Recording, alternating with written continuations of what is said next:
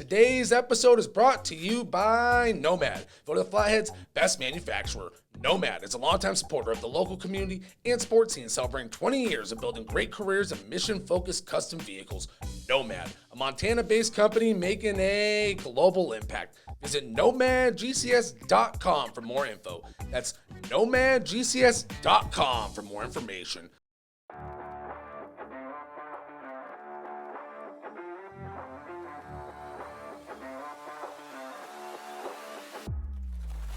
Welcome back to another episode of the Interlake Sports Now. I'm Josh Dugan, and we have a fun show on the horizon this week. We'll start this one out with a little fall sports update, including some crosstown action between Glacier and Flathead, Prep Football recaps, and we're going to dive into my reaction to the Griz and Bobcats performance in their Big Sky football openers last week as the Bobcats won 40-0 versus Weber State, and the Griz lost 28-14 versus Northern Arizona. A bit of an unexpected result for the Griz.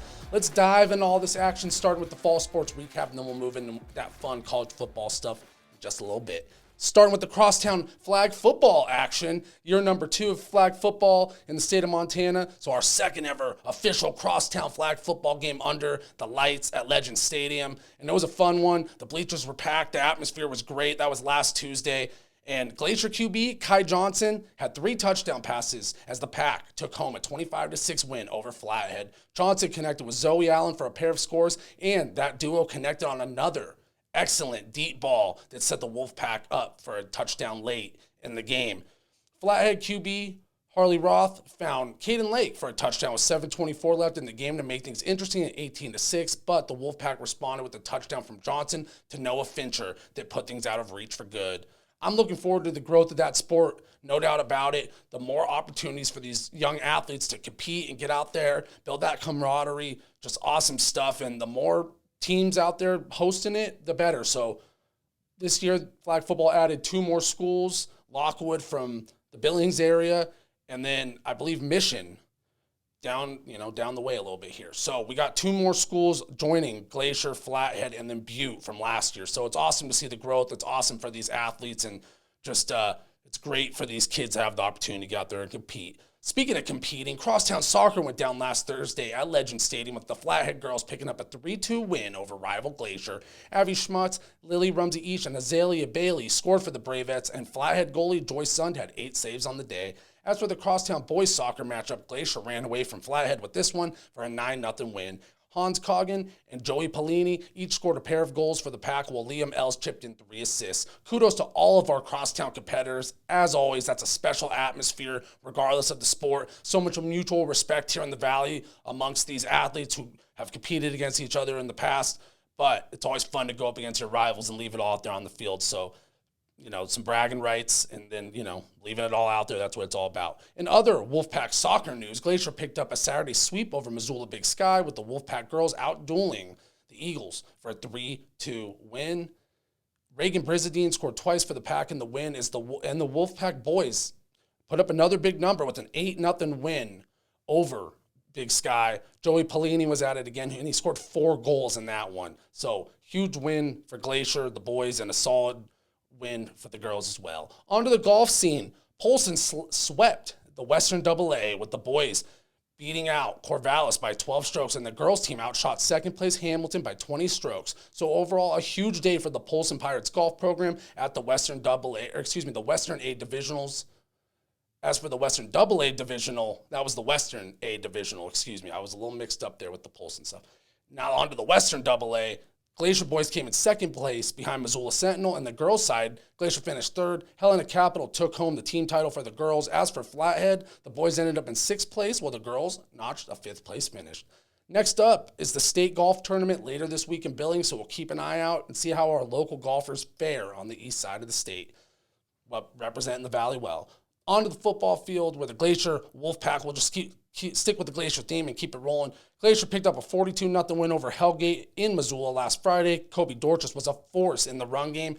He finished with 160 yards rushing and 2 touchdowns. And get this, that was on 4 carries total, so he averaged about 40 yards per carry. That's a heck of a day for Dorchus, and kudos to the Wolfpack offensive line for clearing the way for the running back. Griz commit Cash Go Kachia also scored twice for Glacier with 41-yard touchdown run, and he took the opening kick off of the second half back to the house to make things 42-0, bring him to the final score, and put that one away for Glacier. Next up for the 4-1 Wolfpack is a home meeting with the 3-2 Helena Capital Bruins. Meanwhile, Flathead engaged in a flat-out dogfight with Butte last Friday that saw the Bulldogs take home a 21-7 win on the road. The Braves fell at Legend Stadium, but I was at that one. Heck of an effort by the Braves defense in the second half. Butte jumped out to a 21-0 lead early in the first half, and Flathead, their defense responded in the second half by pitching a shutout and giving their team the opportunity to keep fighting. Caleb Sims, led an impressive 88-yard scoring drive at quarterback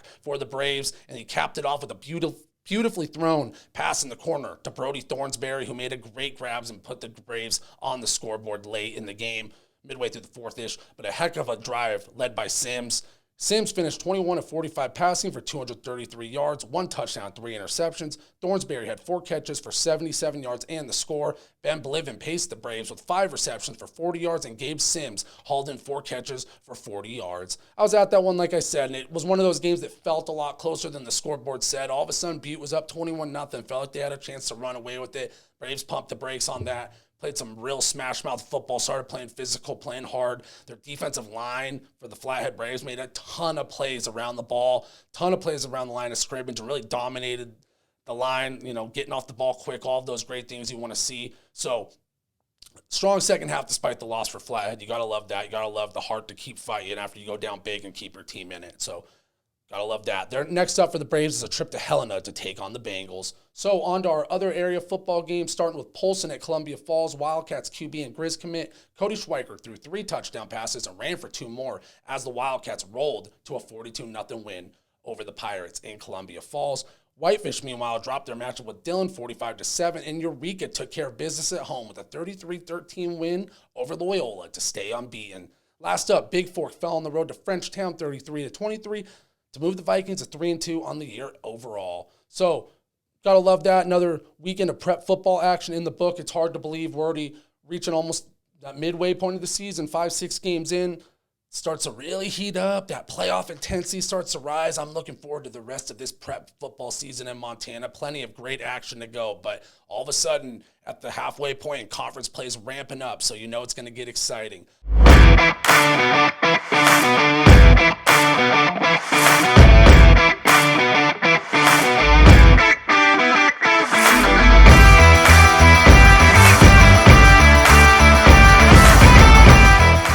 Speaking of football, let's move on to the Griz and Cats, and I'm going to give my reaction to the opening week, their opening performances for Big Sky play this past weekend. Let's start with the Griz. A lot of Griz Nation right now doesn't know what to think of this situation. They lost 28-14 in Northern Arizona in a game they were expected to, I don't want to say easily win. It's never easy to win a conference game versus an opponent who's familiar with you, but they were supposed to have a comfortable victory in that one. And the Griz, they definitely did not. And it just feels like my biggest takeaway, my reaction to watching this Griz team through 4 games, they don't have a groove. There's no continuity on offense. Last week I said maybe Bobby Houck's playing poker. Maybe he's just got a couple tricks up his sleeve.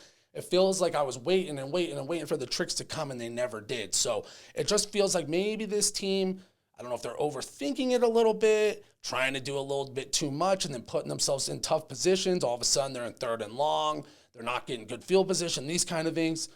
Because as I said last week to Fritz on the Big Sky Now, 2 weeks ago, anybody checking out the Big Sky Now, another one of our Hagadone Sports Network podcast I'm hosting. Fun stuff. Check that out on my Twitter, jdugan406. Got some of that content there. But I said to Fritz, neighbor of the Daily Interlake on the podcast, the Griz have some of the best talent in the conference at running back. They're pretty dang loaded. Eli Gilman, Nick Osmo, Xavier Harris, Isaiah Child. You start naming off the guys. There's real talent in that backfield. And quarterback Clifton McDowell is a great runner. So all of a sudden, when you look at the stats, and the Griz tailbacks only had 13 carries in the loss to NAU, and Clifton McDowell, who showed a lot of talent, is a dynamic runner from the quarterback position in preseason or non-conference play, didn't get a single carry.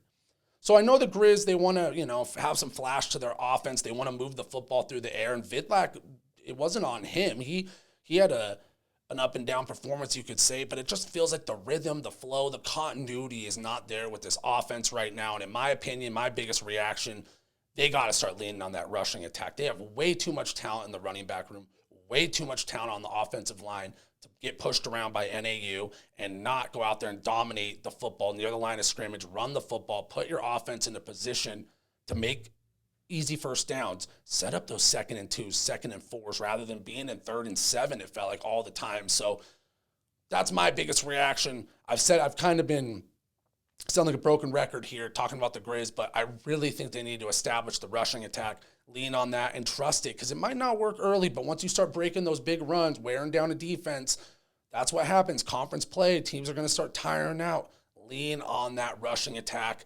Keep your offense on the field. Allow your defense to rest, because that defense is being stop after stop after stop. NAU did have some moments, though, where that defense looked vulnerable, so that's a story for another time. But overall, you got to establish the run if you're the Griz. That's my biggest reaction to the Week 1 loss. If they want to compete moving forward in Big Sky play, look for Eli Gilman to continue to break out a little more, because they only gave him 4 carries this past week. He's a guy, in my opinion, he needs to touch the ball 13, 15, 20 times. He has that kind of talent at running back, along with Nick Osmo and the rest of these guys. So start feeding the rock to the running backs, put your team in good positions, and all of a sudden the Griz are going to be a lot more competitive than going out there and getting beat by a team you're expected to take care of business versus. So that's all I'm going to say about the Griz, hoping they can turn it around. As for the Cats, I did not see that type of a statement victory coming on the road, 40-point win, shutout versus Weber State, a Weber State team. The Bobcats beat them 40-0. They just went and played the Utah Utes recently, and they lost 31-7 to Utah. So I'm not going to play football math too much here, but Montana State shut them out. They scored a touchdown versus the Utes. Different kind of a ball game. Montana State's using that game to make a statement versus a fellow ranked opponent in the FCS, whereas Utah, that's a tune-up game. You're trying to get ready for the FBS conference play in the Pac-12. That's a game you don't want to get guys hurt. Regardless, a very impressive win by the Bobcats that I personally did not see coming with Tommy Malott on the bench. So my reaction to that game, we're going to stick with the running back related theme this week. My biggest reaction is they leaned on their tailbacks, which is something I've been waiting to see from Montana State. Coming into this season, that was one big thing I wanted to watch from them. Will they implement the run game more? Will they find a couple guys at running back who they can really lean on? Because you lose a guy like Isaiah Fonse, who's a record-setting running back. He's off to the Cal Berkeley Bears. He's having success in the Pac-12. That being said, last year it didn't feel like they had that guy who stepped up when Fonse was out. He made a short comeback at the end of the season, but it was a very short stint. This year, you're starting to feel a little bit of rhythm. Scott Trey Humphrey didn't get involved this game really, but Julius Davis led the running backs with 14 carries for 133 yards. Jared White carried the ball 13 times for 71 yards and a score, and Elijah Elliott hit a home run with a 56-yard touchdown run to put the exclamation point on the victory late. So you start adding it up, you get almost 30 carries from your tailbacks. Sean Chambers does his thing again on offense with 114 yards and 2 scores. But overall, I love how the Bobcats, minus Tommy Malott, go out there and say, we're going to pound the football, we're going to rely on our running backs and let them take the load off our quarterbacks a little bit. And as the Bobcats are rolling through Big Sky play, you're going to have the matchup with Idaho. That's a tough one. You're going to have the Brawl of the Wild. Those games, you might want to let your 2 QBs go out there and put on a show. But some of these games, I believe they have Portland State this week. Look for them to keep leaning on the running backs, keep their quarterbacks fresh for when it matters, keep their defense fresh, all these kind of things, because when you're running the football, you're controlling the clock, keeping the other team's offense off the field. It's a formula for success. The Bobcats run the football better than almost anybody in the country. Now to see them implementing the running backs a little bit more, I just think that's a really positive sign. If you're a Bobcats fan or rooting for that team to make a deep run as a Big Sky fan, hoping they can pull off a FCS title kind of a season, because it's going to take more than Malott and Chambers to get you through the grind of a college football season when it comes down to it in those tough games late in the season, those Brawl of the Wild type of games, FCS playoff type of games. You want to have a couple other dudes you can lean on a 3rd down and 2 other than your QB, because they're going to be gunning for them big time. So that being said, overall, great to see the Bobcats implementing their tailbacks more and more on offense. Like I said, they had Isaiah Fonse, record-setting running back. They know how to implement a running back and utilize him. Now they're going with a little bit of more of a committee approach, so we're just waiting to see how that gels and who are the guys who step up in certain moments. Do they have a guy they can lean on near the goal line? Do they have the guy who on 3rd down and 7 and a passing down, that's who you go with? Those kind of things. That's what this time of the year is all about. They're finding that rhythm for the stretch run. But all positive signs from the Bobcats as they head into week 2 of conference play. Gotta love that. So that'll do it for this week's episode of the Interlake Sports Now. I'm Josh Dugan, and thank you as always for watching, y'all. On next week's episode, we will check in again on how the Cats and the Griz fare. Some more Big Sky matchups. Do they bounce back? The Griz to the Bobcats continue to roll. I expect that. So we'll see how it goes. Thank you as always for watching, y'all. I'm Josh Dugan. I'm out. Have a good one. Today's episode is brought to you by Nomad. Go to the Flathead's best manufacturer. Nomad is a longtime supporter of the local community and sports scene, celebrating 20 years of building great careers in mission-focused custom vehicles. Nomad, a Montana-based company making a global impact. Visit nomadgcs.com for more info. That's nomadgcs.com for more information.